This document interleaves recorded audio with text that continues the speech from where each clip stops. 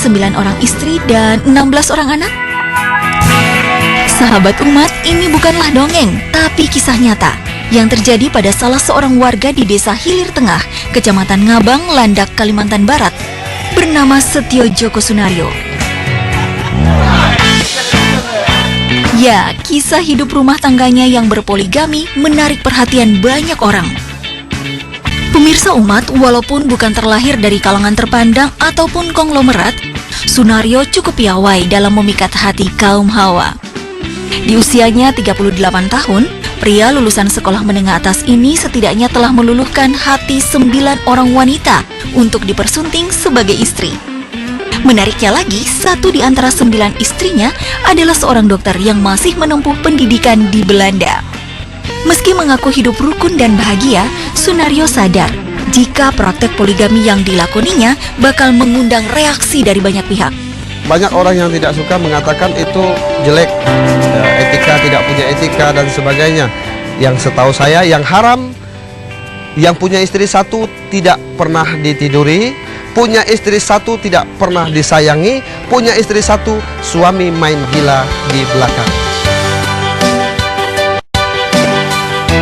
Di mata para istrinya, Sunaryo dianggap sebagai sosok suami penyayang, romantis dan penuh perhatian, termasuk bisa membagi cinta dan kasih sayangnya secara adil.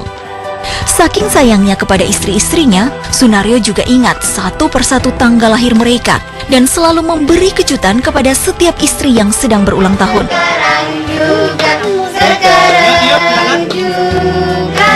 Rima, istri keempat Sunaryo ini misalnya, dia rela dinikahi Sunaryo karena sifatnya yang bertanggung jawab kepada keluarga.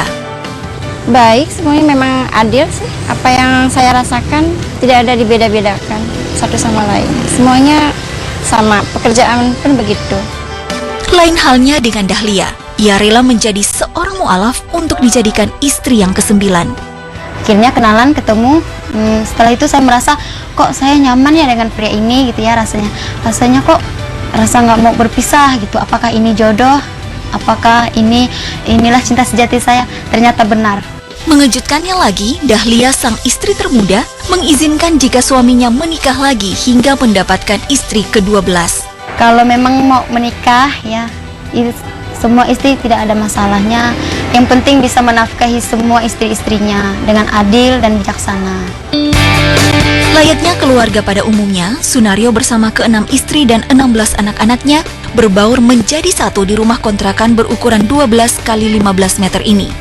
Dulu Sunaryo hidup bersama 9 istri, namun 3 orang istri lainnya ada yang bercerai, meninggal dunia, dan tinggal di Belanda untuk menyelesaikan pendidikannya sebagai dokter. Ada 4 kamar dalam istana Sunaryo. Masing-masing kamar diisi oleh 2 orang istri beserta anak-anak mereka, sementara 1 kamar lainnya dijadikan sebagai kamar tamu. Meski demikian, semua istri dan anak-anak Sunaryo tampak bahagia.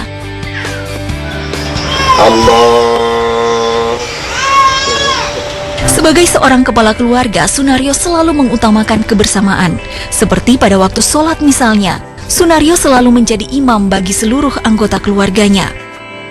Begitu juga dalam urusan rumah tangga. Semua istri Sunaryo memiliki tugas dan kewajiban yang sama, seperti saat mengasuh dan memandikan anak, membersihkan rumah, serta memasak dilakukan secara bersama-sama. Gotong royong dong ya. Untuk dapat memenuhi segala kebutuhan ke-22 anggota keluarganya, Sunaryo bergantung pada bisnis peternakan yang ia jalani. Bisnis ternaknya ini sudah menghasilkan omset 2 juta rupiah per harinya. Ada ternak ayam, ternak kambing, ternak sapi. Cuman sapi saya titipkan, kambing saya titipkan. Kenapa saya titipkan kepada keluarga saya? Karena banyak keluarga-keluarga yang tidak mampu. Jadi saya harus berbagilah rezekinya, membuat mereka agar mereka bisa beternak itu. Ya mungkin mereka punya bakat seperti itu dan hasilnya kami bagi. Sahabat umat, meski Sunaryo tampak bahagia bersama ke-9 istri dan 16 orang anak, namun apa yang diajarkan Sunaryo jelas bertentangan dengan apa yang diajarkan Islam tentang poligami. Pada dasarnya, Islam mengajarkan umatnya untuk melakukan monogami, yakni menikah hanya dengan 1 istri. Namun Islam juga tidak melarang adanya poligami. Hanya saja Islam mengatur tata cara yang sebegitu ketat dalam berpoligami, sehingga tak mudah bagi seseorang untuk sanggup dan mampu menjalankannya. Secara tegas Allah Subhanahu wa Ta'ala menjelaskan mengenai aturan poligami sebagaimana yang dituliskan dalam firman-Nya.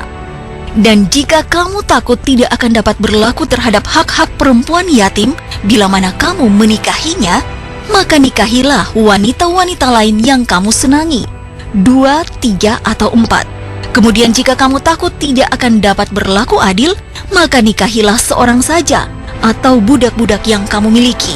Yang demikian itu adalah lebih dekat kepada tidak berbuat aniaya. Al-Quran Surat An-Nisa ayat 3. Populasi Muslim terbesar di Tiongkok akan hadir setelah ini. Umat akan segera kembali.